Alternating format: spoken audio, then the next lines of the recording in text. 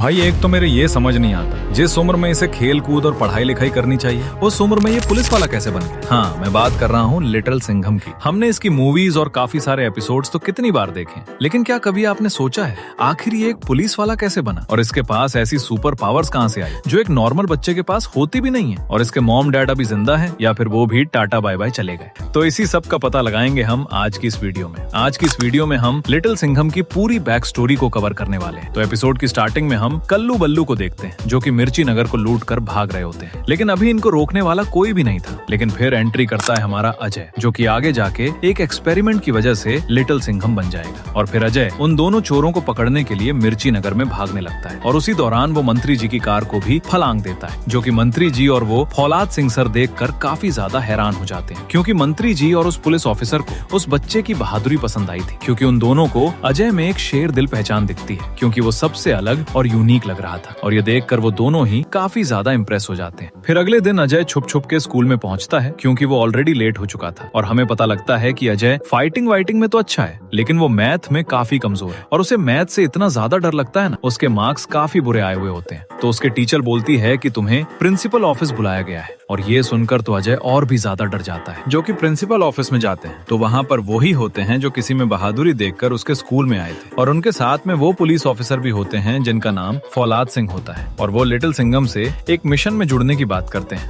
वो उससे कहते हैं अगर तुम्हें शेर दिल बनना है तो इस एड्रेस पर आ जाना। और फिर क्या, लिटिल सिंघम चल देता है उसी बताए हुए एड्रेस पर जो कि उसको फौलाद सर ने दिया था। और जैसे ही वो उस एड्रेस पर पहुंचता है तो वहाँ पर कुछ भी डेंट होता है, लेकिन जब वो उस एड्रेस का दिया हुआ टोकन उस पेड़ से लगाता है तो वहाँ पर एक अंडरग्राउंड टनल खुल जाती है, जिसके अंदर लिटिल सिंघम गिर जाता है। और हम देखते हैं कि वो और कहीं नहीं बल्कि एक स्विमिंग पूल में गिरा होता है, जहाँ पर हमें वहाँ पर अजय को छोड़ के काफी सारे शेर दिल दिखाए जाते हैं जो कि उस रेस में हिस्सा ले रहे थे। लेकिन उसमें से एक हवाबाज शेर दिल था जिसका नाम था रॉकी।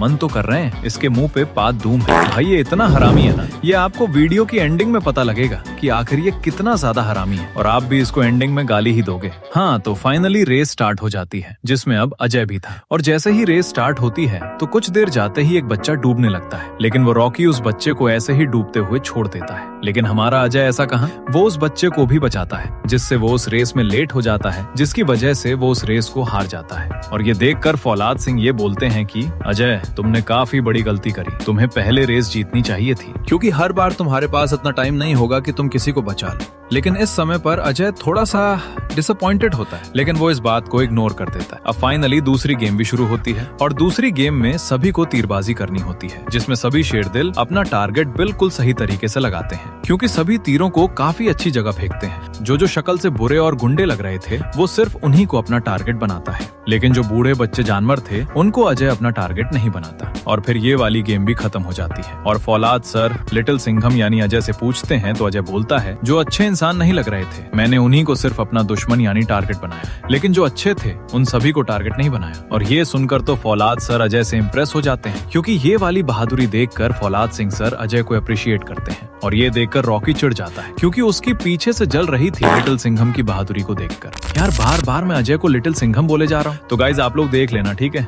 थोड़ा बहुत तो गलती मेरे से भी हो जाती है। अब फाइनली एक और लास्ट मिशन रहता था जो कि था एक जंगल में, तो सभी शेरदिल चल देते हैं जंगल की ओर, और फौलाद सिंह सभी की आंखों पर एक पट्टी बांध देते हैं और सभी चल देते हैं जंगल की ओर। लेकिन जैसे ही कुछ देर बाद वो थोड़ा आगे बढ़ते हैं तो तभी उन्हें एकदम से एक शेर की दहाड़ने की आवाज आती है, जिसे सुनकर सारे बच्चे भाग जाते हैं। लेकिन वहाँ पर रॉकी और अजय बचे पड़े थे। लेकिन जैसे जैसे वो आगे जा रहे थे उनको शेर की आवाज और भी करीब आते हुए लग रही थी। रॉकी की पीछे से फट चुकी थी, लेकिन यहाँ पर अजय पूरा काम डाउन होता है। उसे इतना डर नहीं लग रहा होता जितना नॉर्मल बच्चों को लग रहा होता है। और जैसे ही शेर अजय के सामने आता है वो हवाबाजों की भी वहाँ से भाग जाता है। लेकिन हमारा अजय यहाँ पे डरने वाला बिल्कुल भी नहीं था। वो शेर से सामना करता है और उस शेर को काफी बुरी तरीके से हरा देता है। लेकिन हमें एक इंटरेस्टिंग चीज पता लगती है, वो शेर असली नहीं बल्कि एक नकली शेर, जो कि उस मिशन के दौरान उन बच्चों को डराने के लिए था। लेकिन इस मिशन में बाजी मार जाता है हमारा अजय, जिसे देखकर फौलाद सिंह काफी ज्यादा इम्प्रेस हो जाते हैं अजय से, और वो उसे काफी ज्यादा शाबाशी देते। और इस समय पर तो रॉकी की पूरी जल रही थी लिटिल सिंघम को देख देख कर, इतनी कि अगर उसके कोई पिछवाड़े पर फूंक भी रख देता तो वो भी पिंगल के नीचे गिर जाए।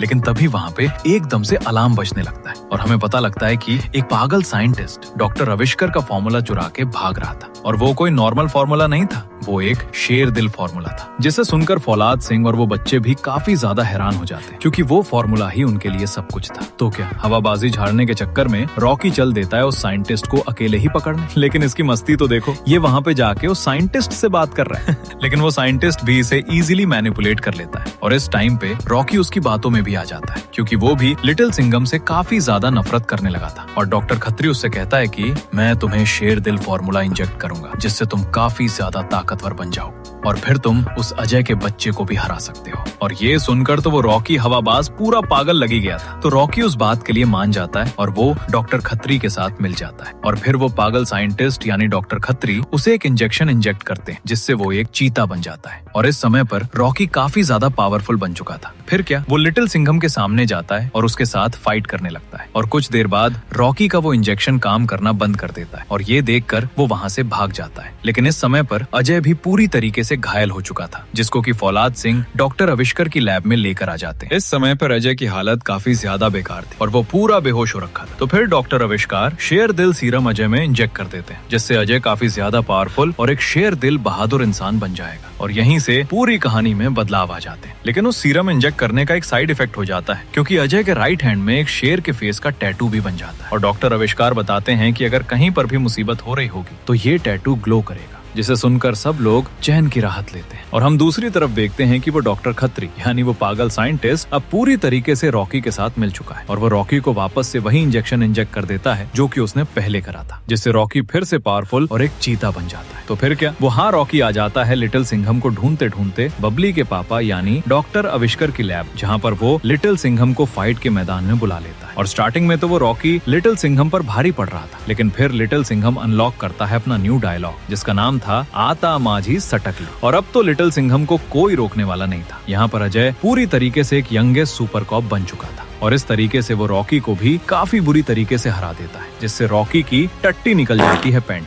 लेकिन वो डर के मारे हमें दिखा नहीं पाता। अगर आपने ये वाली बैक स्टोरी देख ली हो तो काल राक्षस की भी बैक स्टोरी देख लेना, क्योंकि फिर आपको कंफ्यूजन नहीं रहेगा कि आखिर कौन था काल राक्षस। और अगर आपको वीडियो पसंद आई हो तो मेरी वीडियो को एक लाइक और मेरे चैनल को सब्सक्राइब करना बिल्कुल भी मत भूलना। और कमेंट कर देना आखिर में नेक्स्ट वीडियो कौन से टॉपिक पर बनाऊं। और हाँ, अगर आपको लगता है मैं कमेंट का रिप्लाई नहीं दूंगा तो ऐसा बिल्कुल भी नहीं है, क्योंकि मैं सारे कमेंट्स का रिप्लाई देता हूँ, क्योंकि आप लोग मेरी फैमिली हो। और गाइज, आप मुझसे पर्सनल बात भी कर सकते हो। उसके लिए आपको मेरी मेंबरशिप लेनी पड़ेगी और उस मेंबरशिप में आप मुझसे जैसी मर्जी और कैसी भी बात कर सकते हो। और काल राक्षस की बैक स्टोरी देखना बिल्कुल भी मत भूलना, क्योंकि फिर आपको पता लग जाएगा आखिर कौन था काल राक्षस और आखिर इसका जन्म कैसे हुआ। अगर ये वीडियो आपको देखनी है तो आप मेरे चैनल पे विजिट करके देख सकते हो। और मैं मिलता हूँ आपको नेक्स्ट वीडियो में। तब तक के लिए टाटा, गुड बाय।